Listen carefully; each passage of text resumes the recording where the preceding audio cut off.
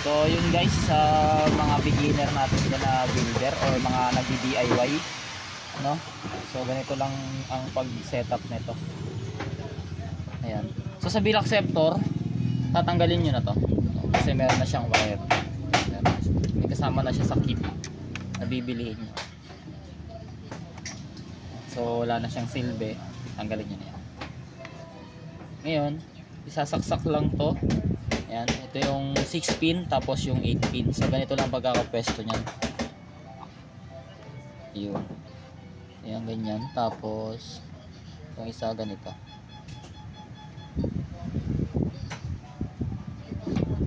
Yan. Yeah, okay na yan. Tapos si coin slot, ganito lang siya.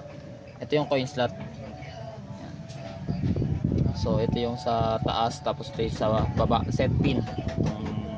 Dalawa na. So ang paglagay niya, nakatalikod yung, ay nasa left side yung parang lock niya, itong lock. Yan.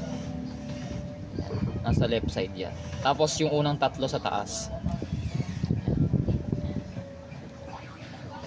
Tapos itong isa dito lang sa baba. So may lock naman yan sa baba. Tapos yung switch nya, ito nasa taas. Tapos yung sa baba, nakagitna lang siya. Medium. Medium.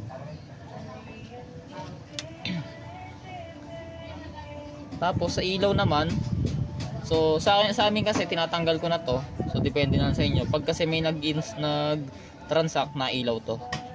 So depende sa inyo kung gusto niyo tanggalin or hindi. Pero pwede naman tong itong LED frame natin. So pwede to. So, pag mag-insert, pag mag-transact, nagbi-blink siya. Tapos pag hindi naman nag-transact, running light siya. So ilalagay nyo lang siya dito. So may label naman yan sa board. Yung mga label yan. So, yan, may label yan dito. Ground, tapos NO, then 12 volts. So yung NO, yun yung kulay blue. Ayan. Ground, black, blue, red. Yan. Susuksok nyo lang po yan siya dyan. Tuwagan natin.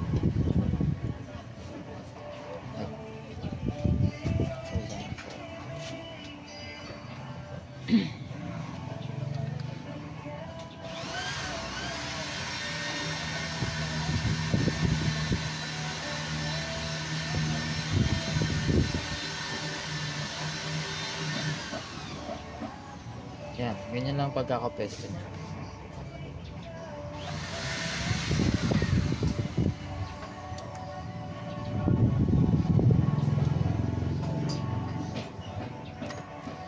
Ayan.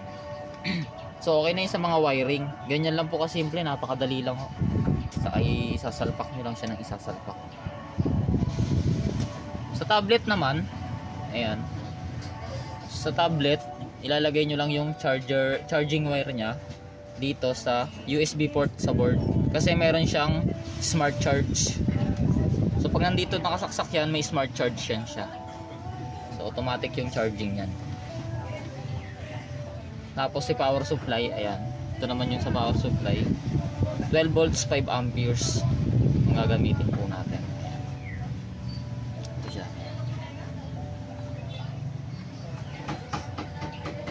Ayan, saksak na natin. Sa tablet naman. Ayan. Sa bill acceptor pala. So kung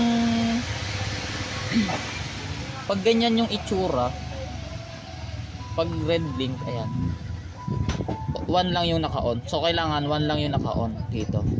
Pero pag kasi bumili po kayo ng bill acceptor, naka-on yan dalawa, yung 1 and 2. Ganyan ang posisyon niya.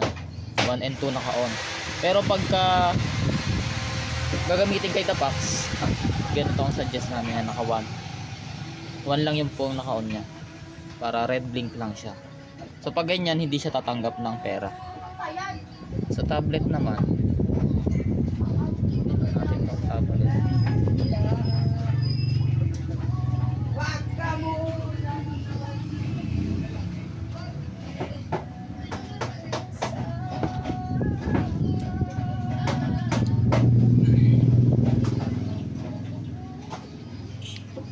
So sa tablet, pag bumili po kayo ng kit, ready to use na ho yung tablet. So ayan, i-assemble nyo na lang siya. Then i-connect nyo lang yung Bluetooth ng tablet dito sa board.